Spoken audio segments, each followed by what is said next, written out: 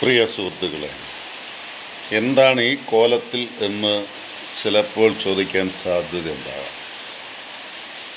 ഞാൻ ഇന്നലെ വായിച്ചൊരു പുസ്തകത്തിൻ്റെ താളുകളിലൂടെ പോയപ്പോൾ ഏത് ജോലിക്കും അതിൻ്റേതായ ഒരു മഹത്വമുണ്ട് എന്ന് മനസ്സിലാക്കി.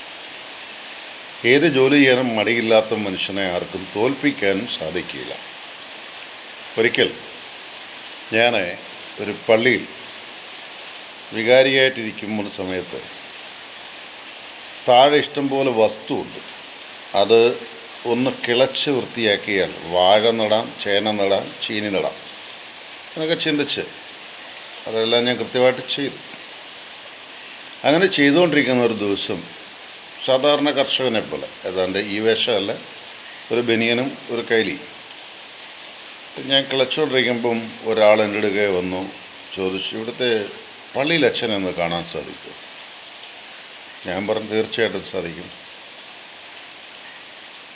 അല്പനേരം കഴിഞ്ഞ് പുള്ളി കുറച്ചുകൂടെ വെയിറ്റ് ചെയ്ത് ചോദിച്ചു, അച്ഛൻ എവിടെയാണ്? ഞാൻ പറഞ്ഞു അച്ഛൻ പള്ളി മേടയെ കാണും എന്ന് ഞാൻ പറഞ്ഞു. അപ്പം അതൊക്കെ ഞാൻ ഇപ്പുറത്തൂടെ വന്ന് ആ പള്ളിക്ക് 2 വാതിലുണ്ട്, പള്ളിക്കല്ല പള്ളി മേടയ്ക്ക്. അപ്പോൾ പിന്നിലെ വാതിലൂടെ ഞാൻ അകത്ത് കയറി തലക്കെട്ടഴിച്ചു മാറ്റി കുളിച്ചു, കുപ്പായിട്ടു. ഞാൻ പറഞ്ഞു വാ വികാരിച്ചൻ ഉണ്ടിവിടെ എന്ന് പറഞ്ഞു. അപ്പോൾ ആ മനുഷ്യൻ എൻ്റെ അടുക്ക് ചോദിച്ചു, നിങ്ങൾ വികാരിയാണോ? എന്നിട്ട് നിങ്ങളെന്തിനാ കിളയ്ക്കാൻ പോകുന്നത്? അപ്പോൾ ഞാൻ ആ മനുഷ്യനോട് പറഞ്ഞു, എല്ലാ ജോലിക്കും അതിൻ്റേതായ മാന്യതയുണ്ട്. കർഷകൻ്റെ മാന്യതയുണ്ട്. മറ്റൊരു സംഭവം കൂടെ പറഞ്ഞ് ഞാൻ ഈ ഷോർട്ട് വീഡിയോ നിർത്താം. ഇതുപോലെ ഒരിക്കലും ഞാൻ രാത്രി പ്രാർത്ഥന നടക്കുകയാണ്. രാത്രി പ്രാർത്ഥന പറഞ്ഞാൽ ആദ്യ വെള്ളിയാഴ്ചകളിൽ രാത്രി പ്രാർത്ഥന ഉണ്ടാകും. അനേക മനുഷ്യർ, 1, 2, 3, 4, 5 ഒന്നുമല്ല, അതിൻ്റെ 10,000-ത്തിലടുത്ത് ആളുകൾ, പല വാഹനങ്ങൾ, തമിഴ്നാട്, കർണാടക ഒക്കെയും വരുന്നൊരു സ്ഥലം. അപ്പോൾ എൻ്റെ അടുക്ക് ഒരാൾ വന്ന് പറഞ്ഞു, എനിക്ക് തോമസ് പുത്തമ്പറമ്പിലുണ്ടെന്ന് എൻ്റെ കൂടെ, ഫാദർ തോമസ് പുത്തമ്പറമ്പിൽ ഈ അദ്ദേഹം ഒരു കോളേജിലെ അധ്യാപകനായിട്ട്, നാച്ചുറൽ സയൻസിൻ്റെ അധ്യാപകനായിട്ട് അദ്ദേഹം മറിവനസിൽ വർക്ക് ചെയ്തു. അപ്പോൾ എൻ്റെ അടുക്ക് ഒരാൾ വന്ന് പറഞ്ഞു, എല്ലാ ക്ലോസറ്റും ബ്ലോക്കായി, ബാത്റൂമിൽ ആർക്കും പോകാൻ സാധിക്കുന്നില്ല, ബുദ്ധിമുട്ടാണ്. അന്ന് 6-7 ബാത്റൂമുണ്ട് താഴെ.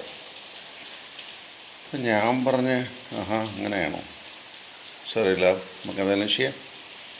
കാരണം ആർക്കും ഈ ക്ലോസറ്റ് വൃത്തിയാക്കാൻ സാധിക്കുന്നില്ലെന്ന് വെച്ചാൽ അത്രത്തോളം മലമൂത്ര വിസർജനങ്ങൾ കൊണ്ട് നിറഞ്ഞു കിടക്കുക, ബ്ലോക്കായി കിടക്കുക.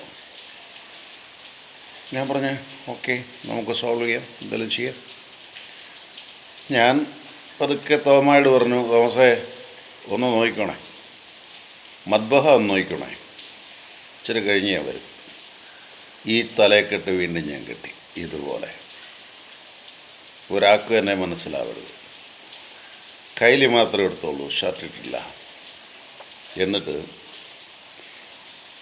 എല്ലാ ക്ലോസറ്റിലും ഞാൻ ചെന്നപ്പോൾ എന്ത് പറ്റി എന്ന് മനസ്സിലാക്കിയത്, സ്ത്രീകൾ ഉപയോഗിക്കുന്ന പാഡ് അതോടെ അതിനകത്ത് എടുത്തിട്ടേക്കാണ്. അത് വന്ന് ബ്ലോക്കായതാണ്. ഇപ്പോൾ 1-2 ക്ലോസറ്റ് അത്യാവശ്യം വർക്ക് ചെയ്യുന്നുണ്ട്. അവളാണെ ഭയങ്കര തെള്ള്. അത് എന്നെ മനസ്സിലാവാതിരിക്കാൻ വേണ്ടിയുള്ള ശീലത്തിലാണ് ഞാൻ പോയത്. നടുനട്ടൊരു കുറികളെ ഞാൻ തൊട്ട് ഇവിടെ, കാരണം ജോലിക്കാരനായിട്ടോ. അപ്പോൾ എന്നെ ആർക്കും മനസ്സിലാവില്ല. അന്ന് ഇത്രയും മുടി ഞാൻ കുറച്ചുകൂടെ ക്ലോസ് ചെയ്തേക്കാം. ഓരോ ക്ലോസറ്റിനകത്തും കൈയിട്ടിട്ട് ഞാനതെല്ലാം പതുക്കെ എടുത്തു. എൻ്റെ കയ്യിലെല്ലാം മലമൂത്ര വിസർജനങ്ങളൊക്കെ ഉണ്ടായി. ഞാൻ ഈ പറഞ്ഞതിൻ്റെ കാരണം എന്തെന്നറിയോ? ഇന്നത്തെ സമ്പ്രദായത്തിൽ കുട്ടികൾക്ക് എന്തെങ്കിലുമൊക്കെ ജോലി ചെയ്യണമെങ്കിൽ അപ്പൻ്റെ സ്റ്റാറ്റസ് കോ, അമ്മയുടെ അഭിവൃദ്ധി അങ്ങനെ പാടില്ല. എല്ലാ ജോലിയും നല്ലതാണ്. ഏത് ജോലിയും ചെയ്യാൻ മനസ്സുണ്ടെങ്കിൽ നിന്നെ തോൽപ്പിക്കാൻ ആർക്കും സാധിക്കില്ല. ദൈവം പരാജയപ്പെടുത്താത്തവനെ കൊല്ലാൻ മറ്റൊരുതിന് സാധിക്കില്ല. അതുകൊണ്ട് ഏത് ജോലിയും ചെയ്യാനുള്ള ഒരു മനസ്സ്. ആ മനസ്സ് നിങ്ങൾക്കുണ്ടാവട്ടെ. സുപ്രഭാതം, നല്ല ദിവസം, നല്ല ഞായറാഴ്ച. ജോൺസൺ കരൂർ.